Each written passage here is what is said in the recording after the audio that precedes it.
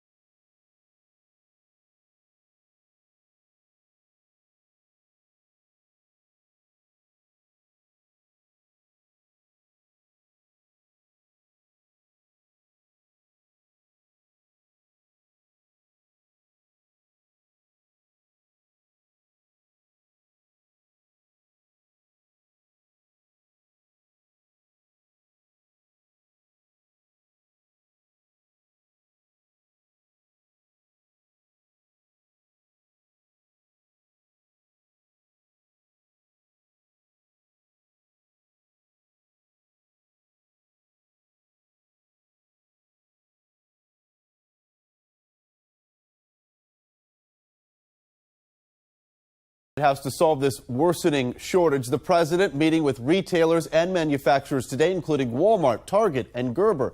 This as those photos now emerging from the southern border showing a formula stock that is in line with this administration's commitment to ensuring safe, orderly, and humane processes at our border. In at least 8 states now, baby formula is more than half out of stock. The shortage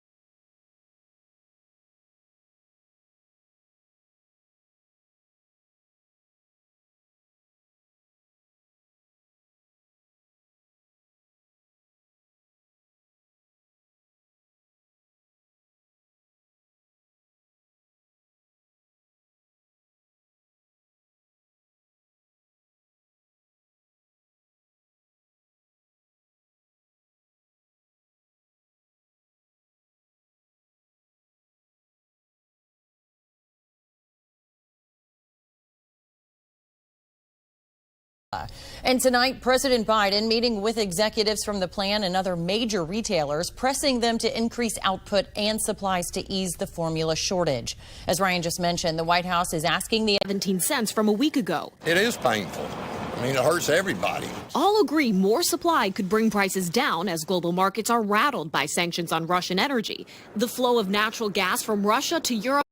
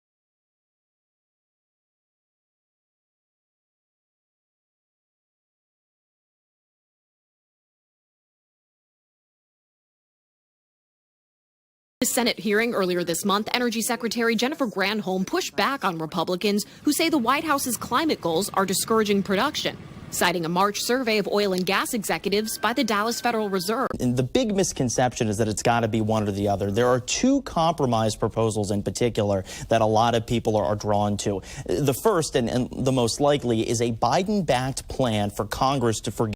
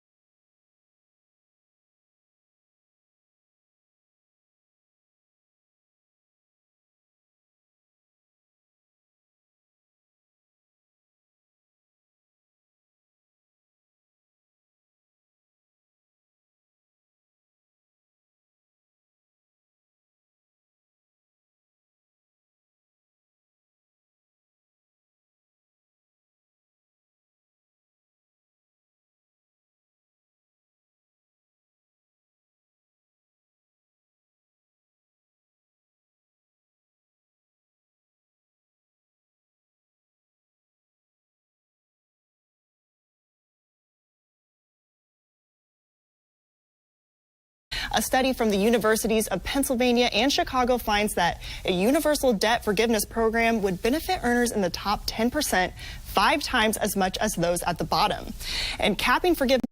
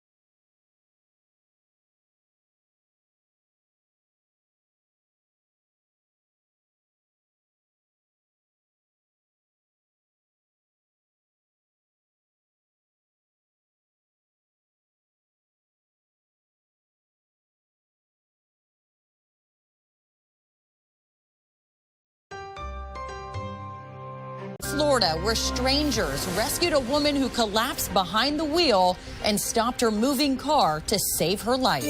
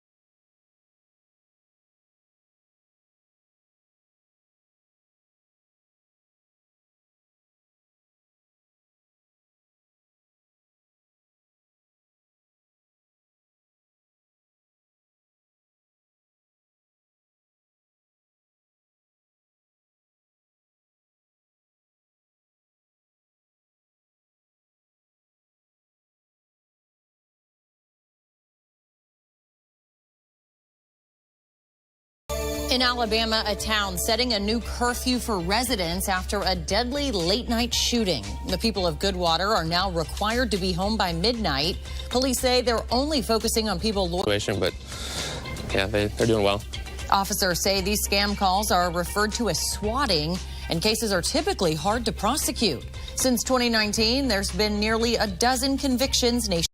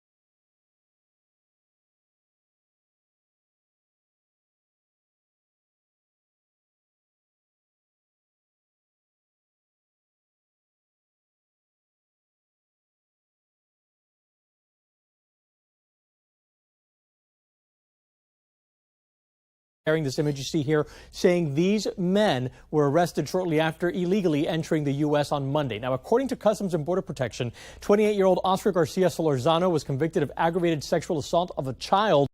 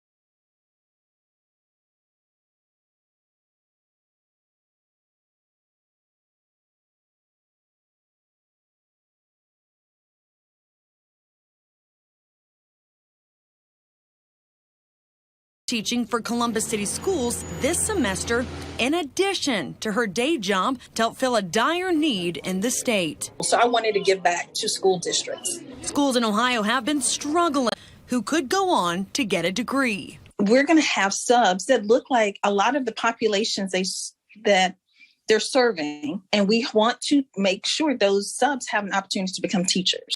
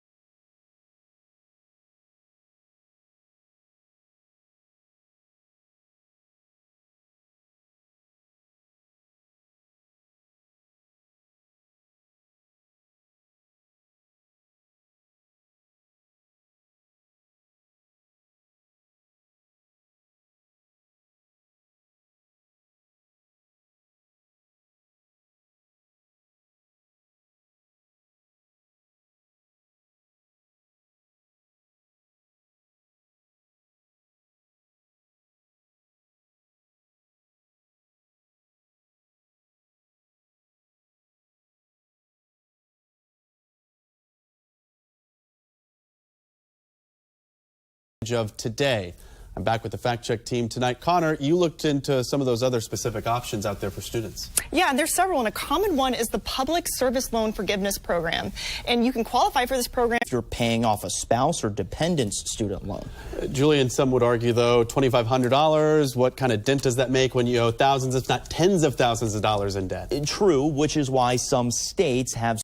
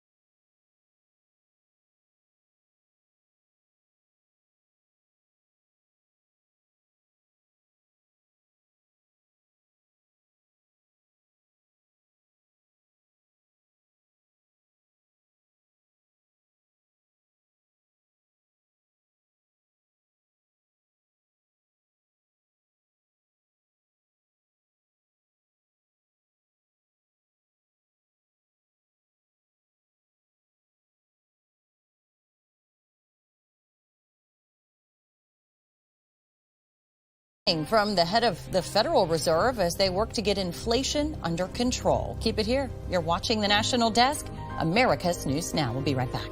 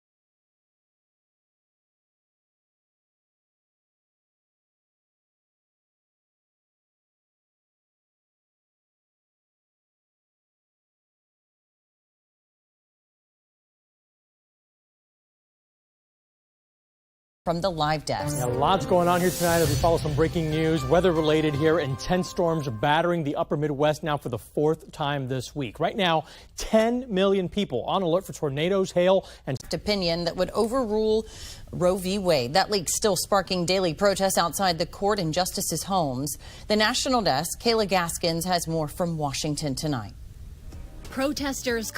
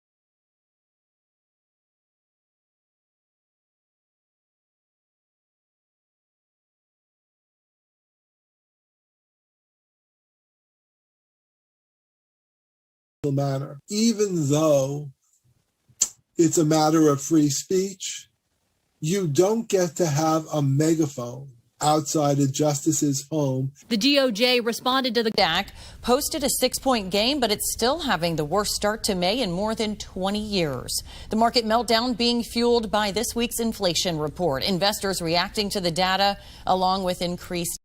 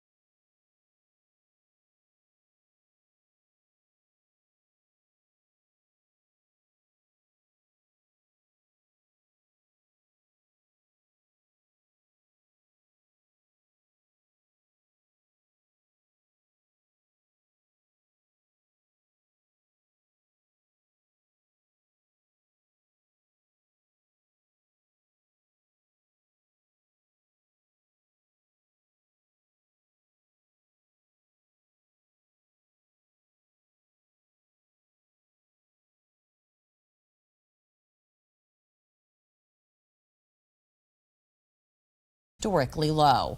Initial jobless claims hit 203,000 last week. That's up 1,000 from the previous week. The 4-week average of jobless claims is just under 193,000, approaching record low.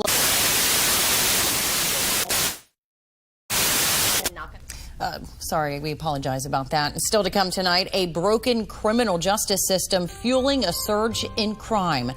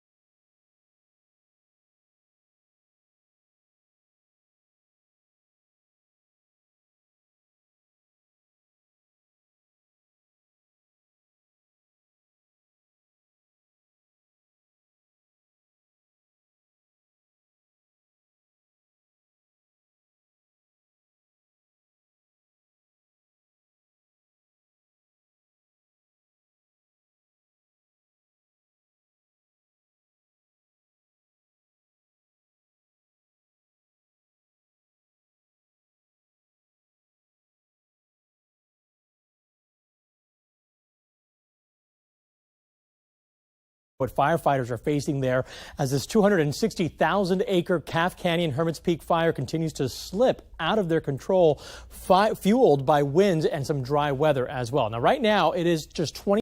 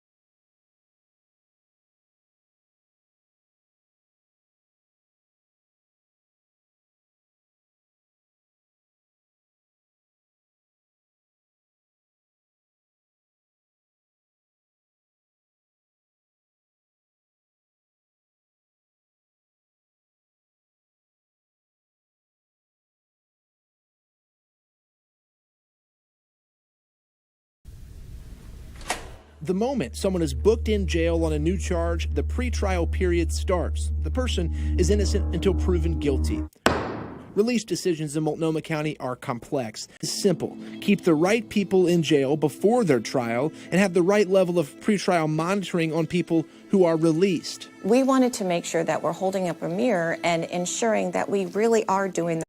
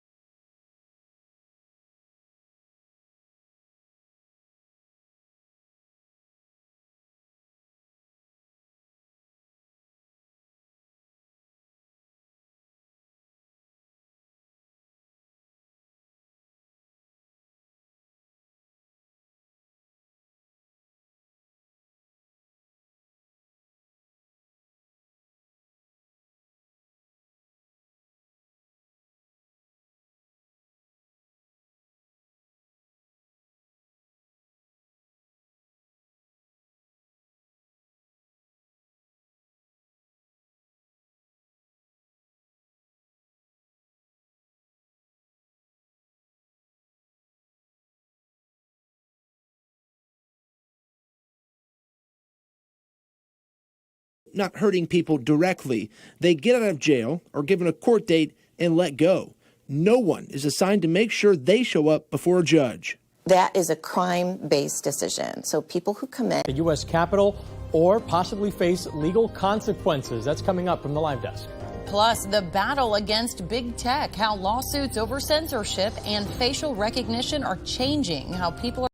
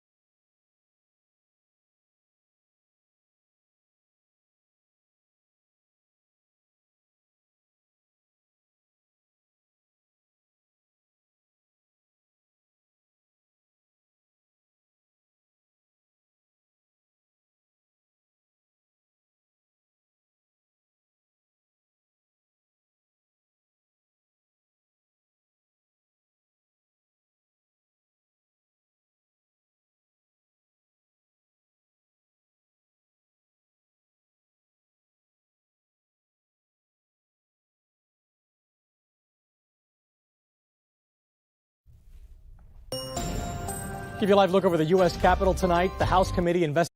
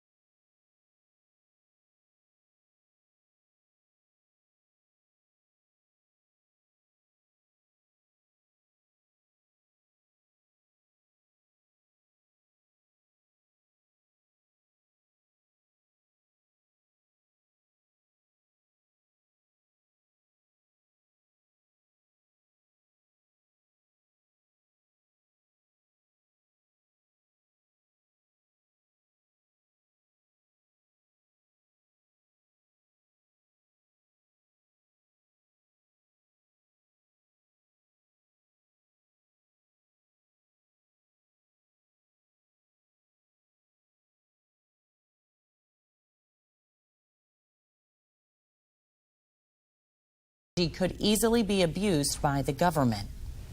There's just not federal law in place to regulate how biometrics and facial recognition in particular are used. The number of potential moderation policies, implement a complaint and appeals process for content they remove, and remove illegal content within 48 hours. In December, though, a federal judge in Austin temporarily blocked that law, finding it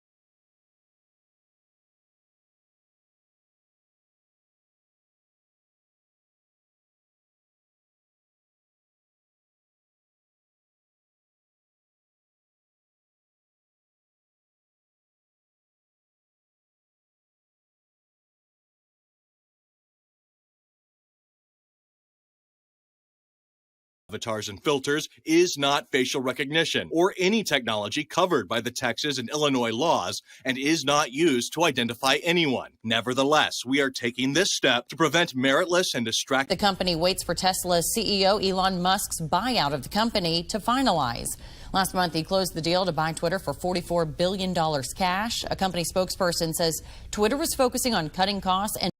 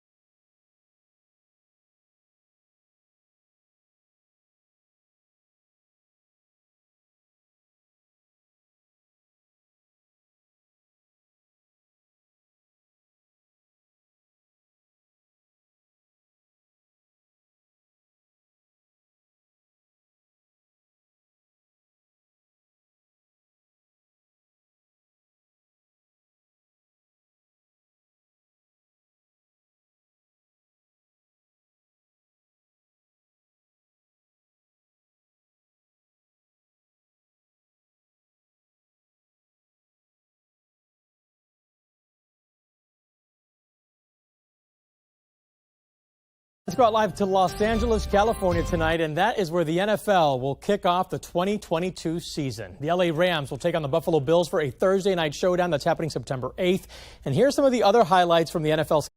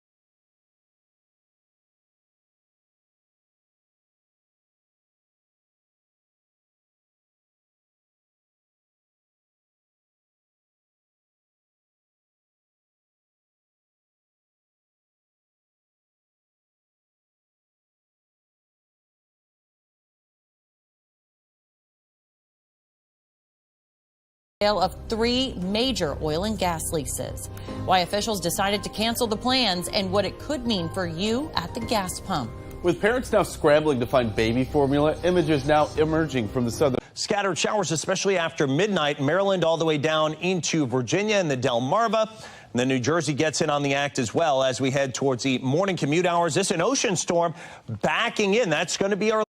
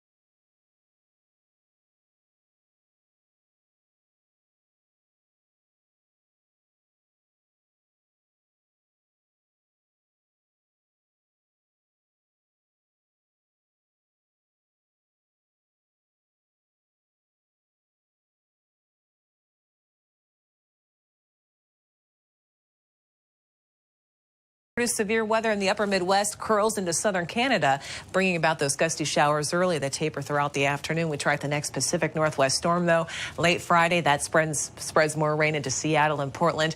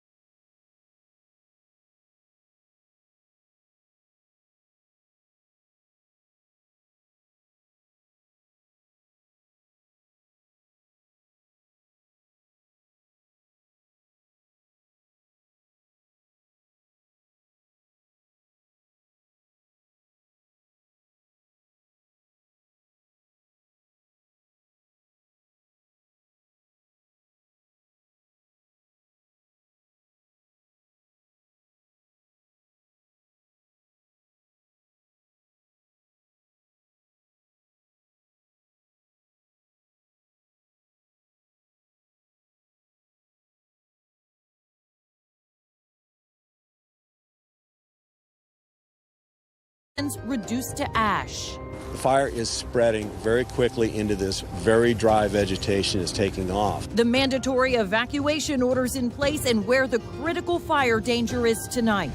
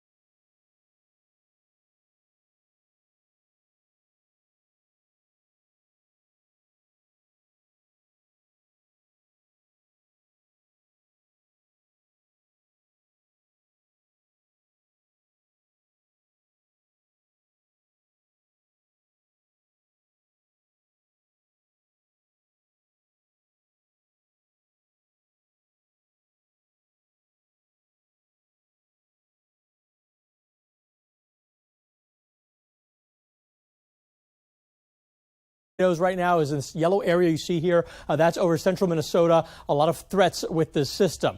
Winds strong enough to churn up a massive dust storm earlier today. This is in Sioux Falls, South Dakota. Take a look at that. It jumped to a 31% out of stock rate. And now just 1 month later, more than half of all states are seeing a 40 to 50% baby formula out of stock rate. In fact, the states you see highlighted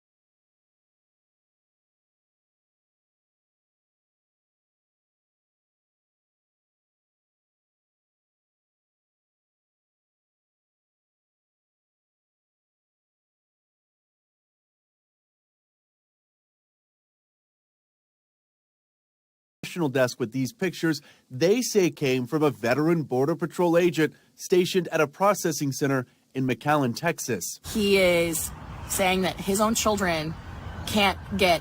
When her daughter's doctor was out of stock, Browning considered going to the emergency room. It puts a toll personally on me as a parent because I feel like I'm not doing enough for my child.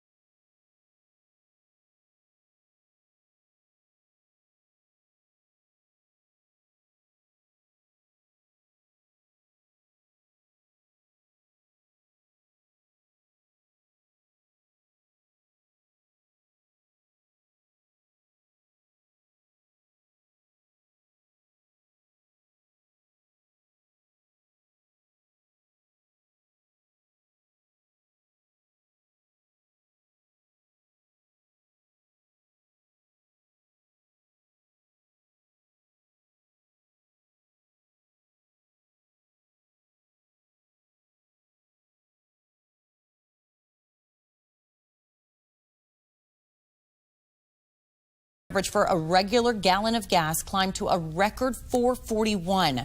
It's up 17 cents from this time last week. Now, a year ago, a gallon of gas cost just under $3. As drivers decision based on holdups from court rulings and lack of industry interest. This is just the wrong policy at the absolute wrong time. The American Petroleum Institute pushing back, telling us the industry wants to produce, but is up.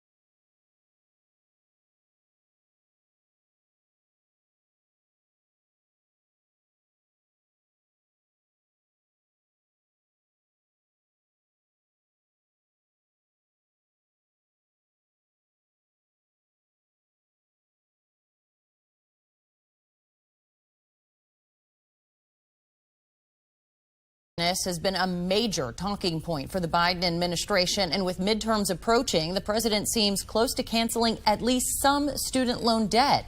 Our fact-check team has been investigating what a proposal from the... But President Biden said a few weeks ago that he was not going to go there.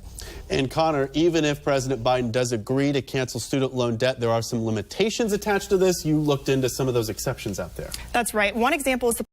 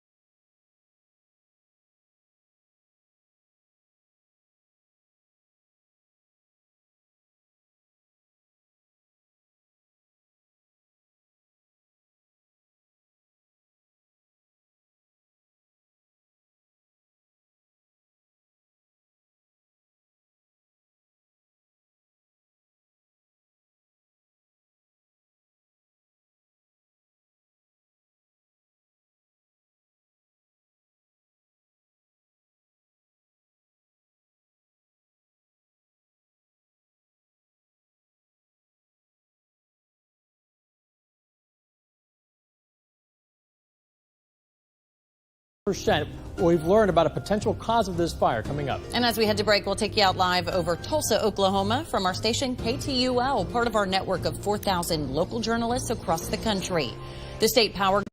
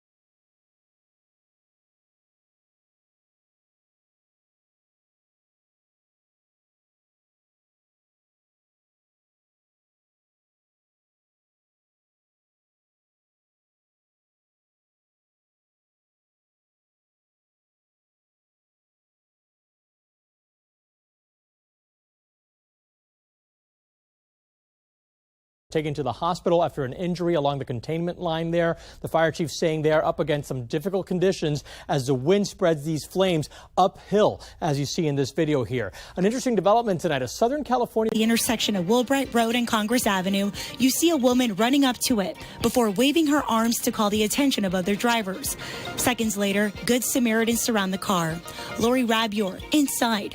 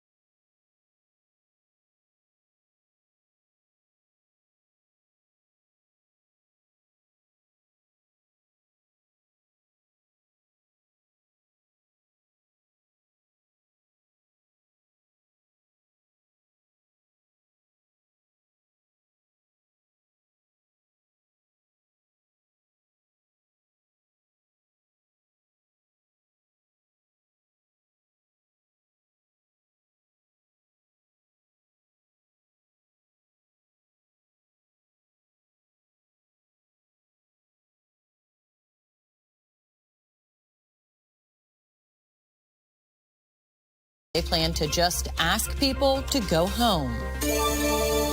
And in Washington, first responders ordered an unsuspecting family out of their home after police received a fake 911 call to see better compensation and safer working conditions.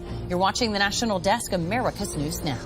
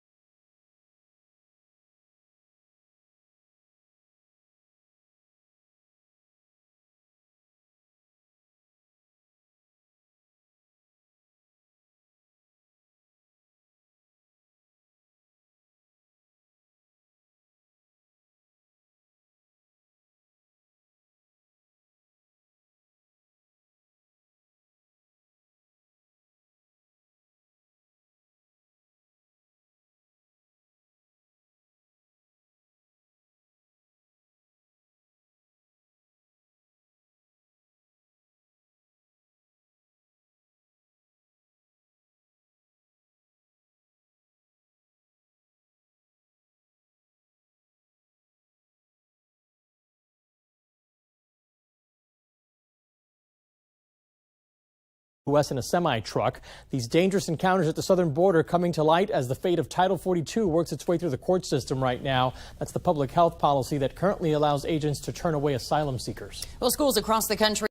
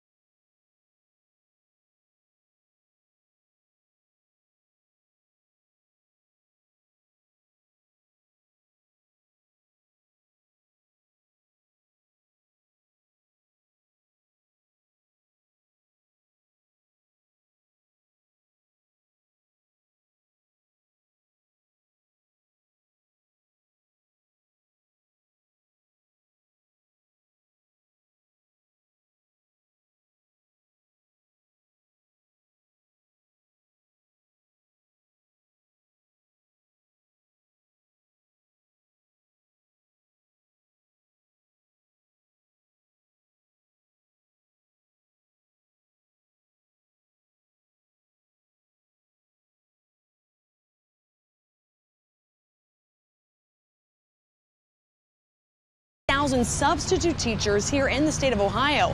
But then when looking at 2021, there are only more than 5,000 substitute teachers in Ohio. We know that there is a serious crisis. It's now moved into the Senate. For Crisis in the Classroom, Alexis Moberger, ABC 6 News. Reports show the president could reach a decision soon on student loan forgiveness, but since this is far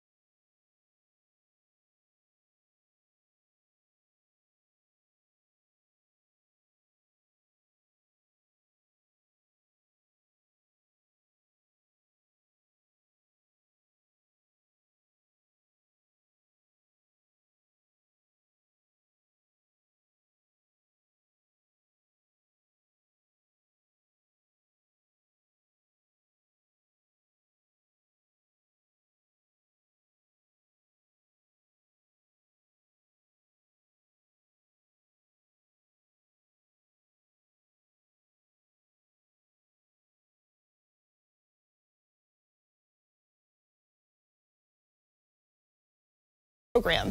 But the Biden administration did loosen the program's rules for 1 year, which has helped about 1,500 members of the military get loan forgiveness. So what if you're not a service member, though? What other programs are out there to help students pay off their debt? Other options out there, especially for fields like health and law. Julian and Connor with tonight's breakdown. Thank you so much. The Fact Check team will continue to follow developments on this and several other issues. You can also read the story with links to where they found all of their information.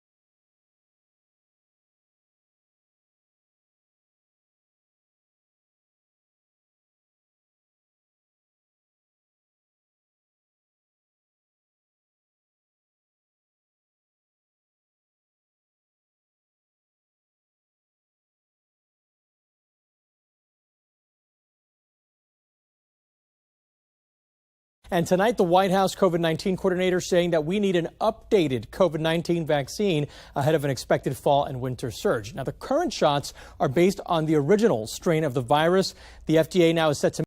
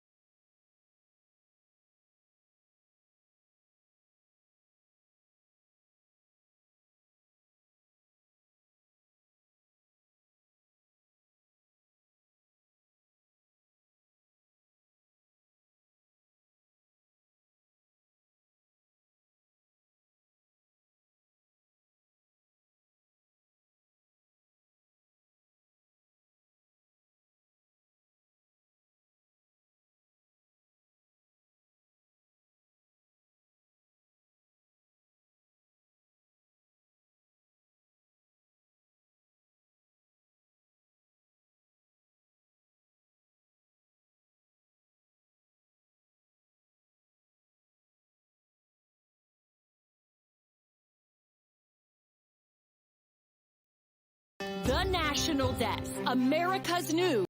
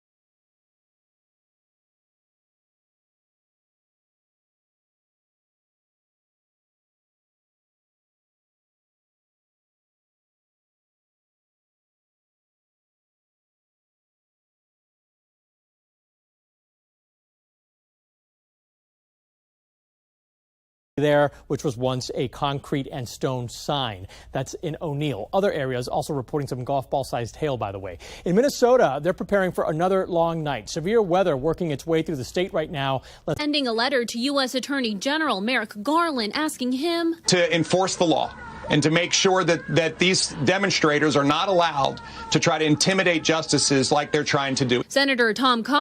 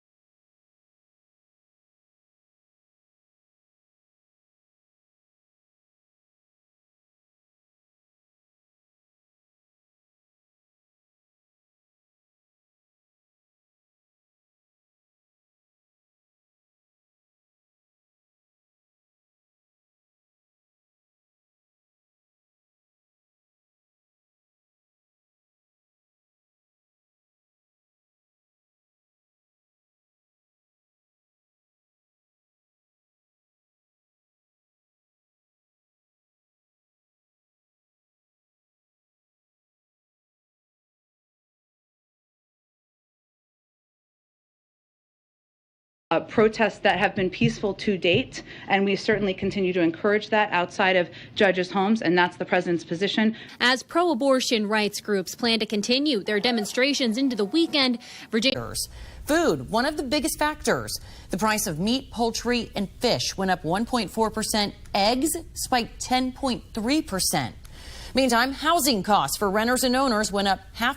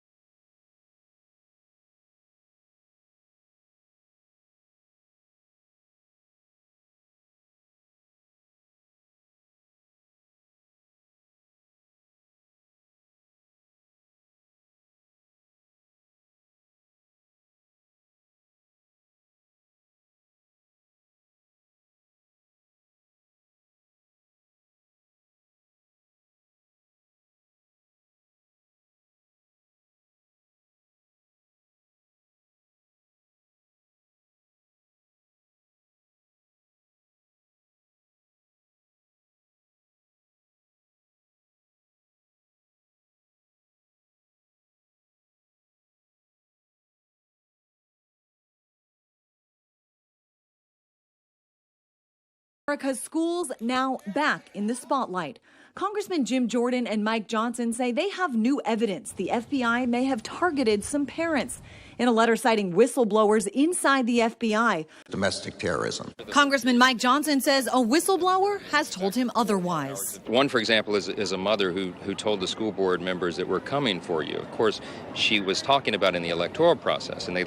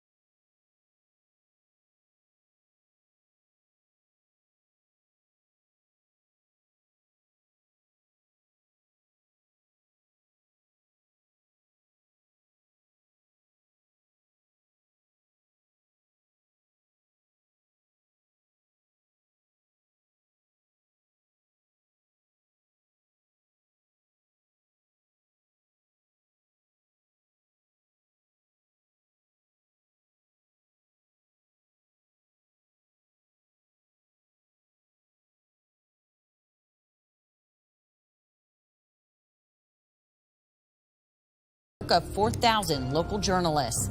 Today, the state confirmed 2 more bird flu outbreaks. 4 other outbreaks have already been identified this week alone. You're watching the National Desk, America's News Now. This is not about what happens inside school board meetings. It's only about threats of violence and violence aimed at school officials, school employees, and teachers. It is the Biden administration's response to those threats that continue to cause controversy and fear.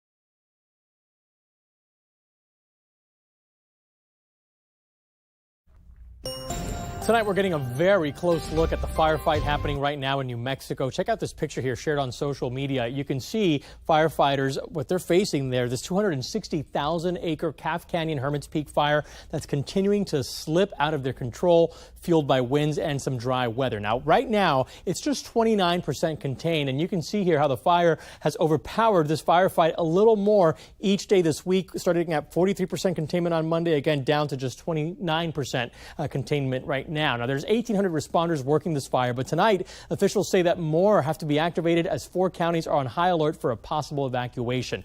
Over to Colorado now, dealing with several fires today as well. The Colorado Springs Fire Department had to evacuate 500 homes earlier due to some grass fires. 8 mobile homes were destroyed in that. Then hours later, another fire, this one in nearby Teller County. Authorities now saying it's grown to nearly 400 acres and damaging at least 40 homes. Some evacuation orders have been issued there as well. We'll keep you updated as this one continues to develop. Well, cities across the country seeing a surge in crime, and many say it's due to a broken criminal justice system, quick jail releases, a lack of supervision, and defendants skipping court. The National Desk right Gazaway in Portland tonight with more on the big changes on the way.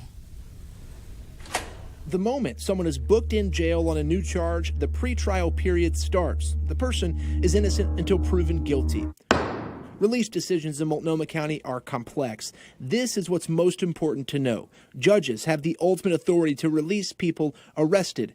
They delegate that power in certain cases.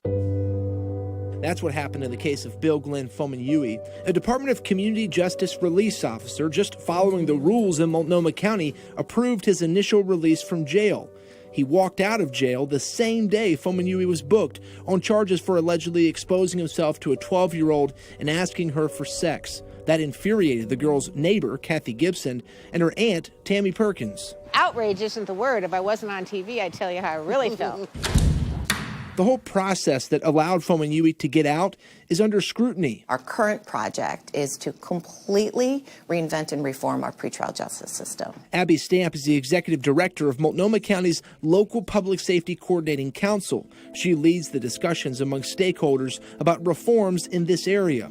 The goal is simple: keep the right people in jail before their trial and have the right level of pretrial monitoring on people who are released. We wanted to make sure that we're holding up a mirror and ensuring that we really are doing the right thing. Are we assessing people accurately, and we are monitoring people accurately?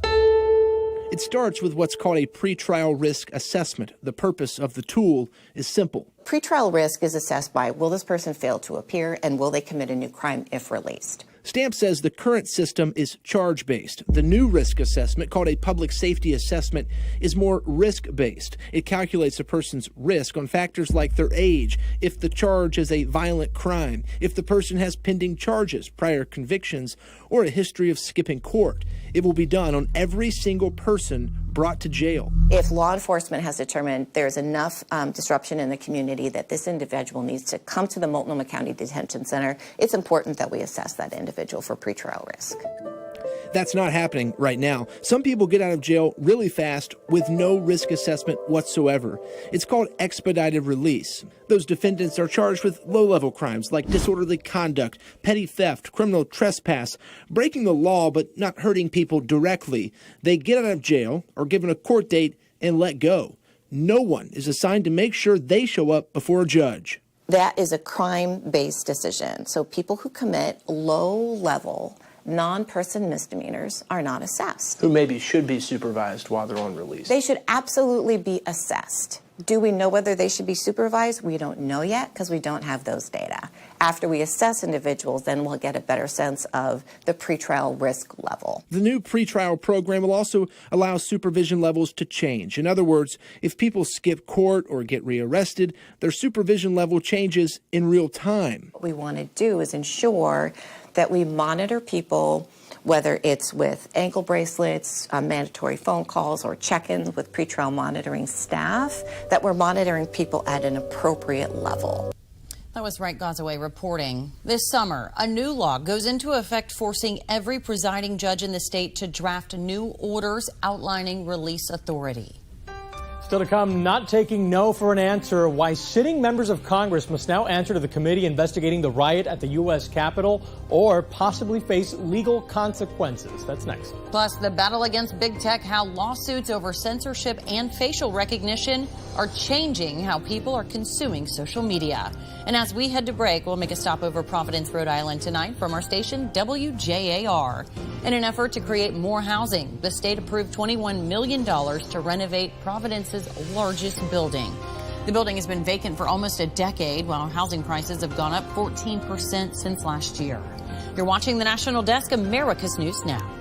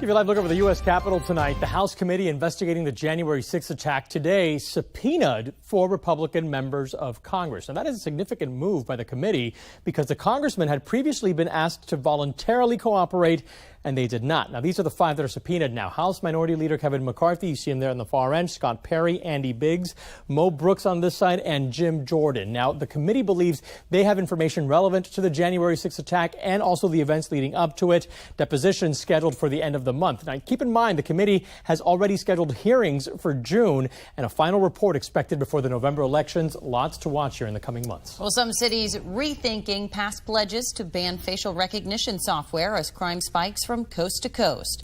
Tonight, Virginia reportedly reversing its ban on the technology, and California considering doing the same this month.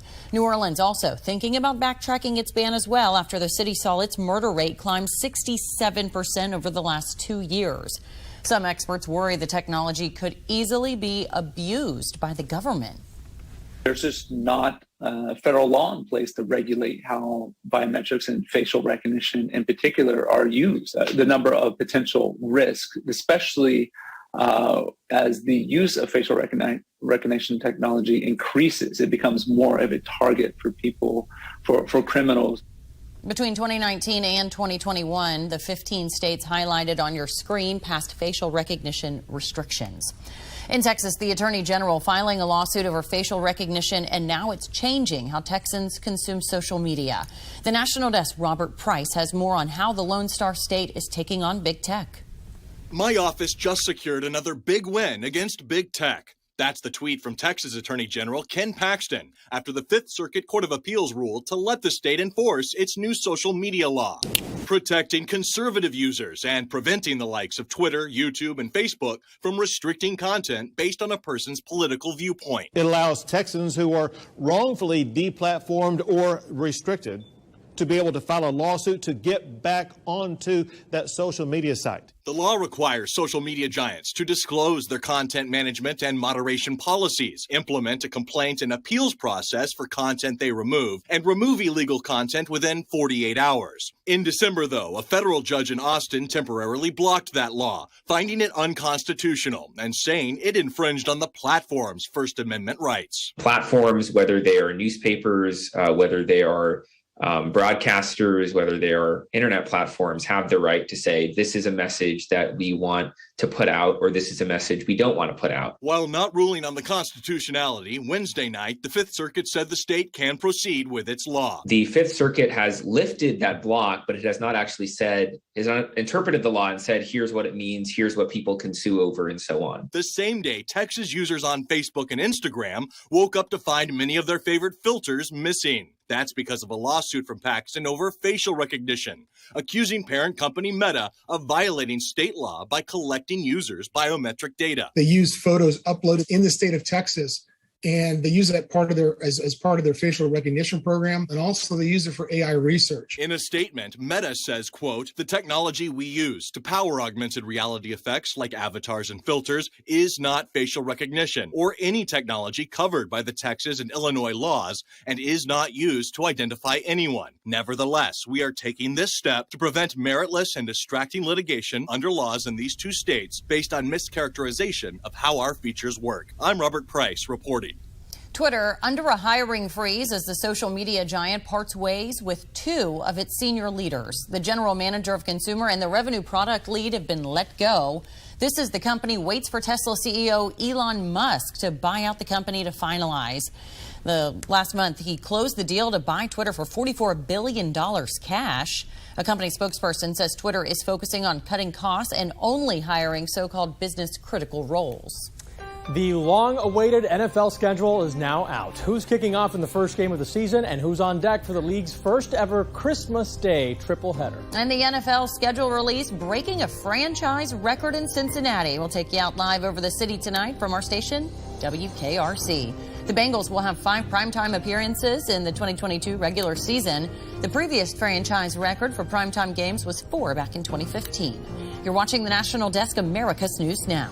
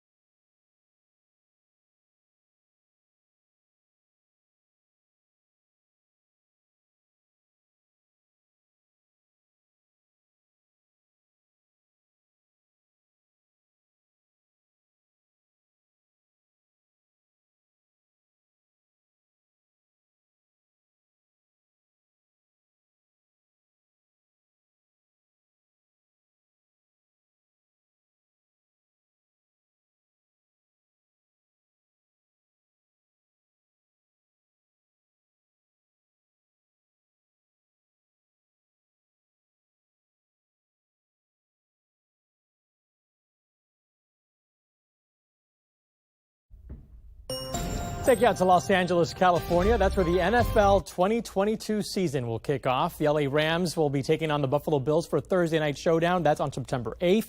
And here's some of the other highlights from the NFL schedule just released a couple hours ago. Your Thanksgiving Day triple-header lineup, starting with the Packers at the Dolphins. After that, Broncos at the Rams, then the Bucks at the Cardinals for that late game. Then this year, listen to this, we're getting a Christmas Day triple-header, all starting with the Bills at the Lions, then the Giants at the Cowboys, and it wraps up with the Patriots at the Vikings. You got to open up those presents early and get to it. Right. What a lineup there.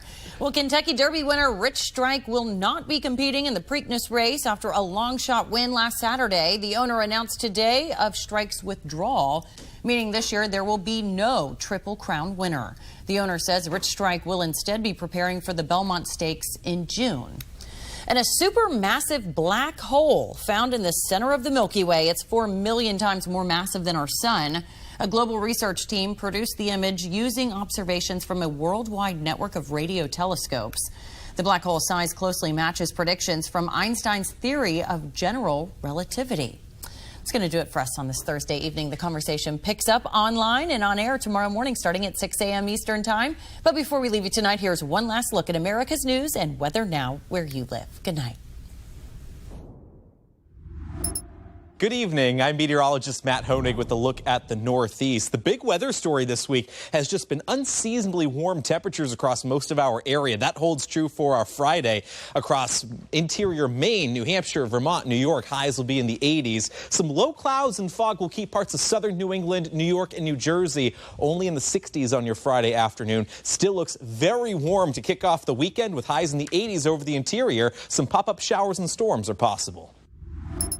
I'm meteorologist Jonathan Myers, and here's a look at the mid-Atlantic region. Up and down the 95 corridor, notice clouds streaming in from east to west, even some scattered showers, especially after midnight. Maryland all the way down into Virginia and the Delmarva. And then New Jersey gets in on the act as well as we head towards the morning commute hours. This an ocean storm backing in. That's going to be our latest weather maker, and it's going to give us some cloudy and somewhat cooler and wetter conditions to wrap up the week. That's a scene here.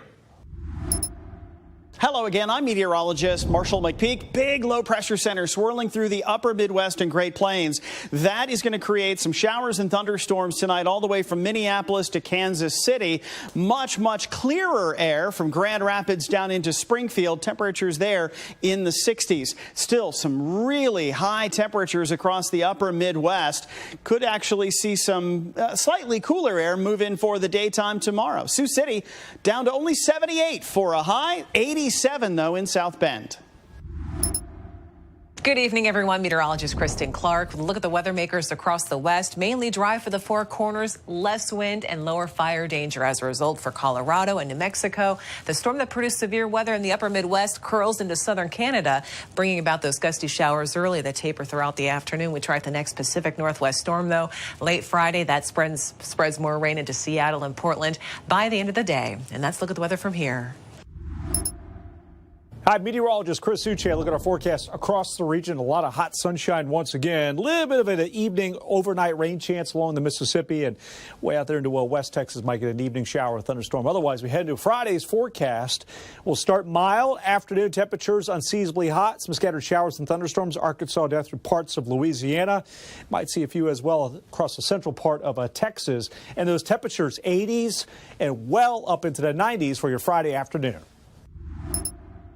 I'm meteorologist Vitas Reed. Here's a look at your southeast overnight temperatures. We'll see those temperatures in the 60s. Tupelo up through Nashville, 65 degrees. Birmingham, 65, 63 Raleigh. Down in Tampa, about 66 degrees. It looks like highs will warm up a little bit. Over towards the Mississippi Delta, mid-80s, upper 80s, 85 in Mobile, 77 at Augusta. Get a little bit cooler with cloud cover from Raleigh, Charleston, down through Augusta. And we also have the chance for some showers as we go through the next day and a half with that low pushing on shore.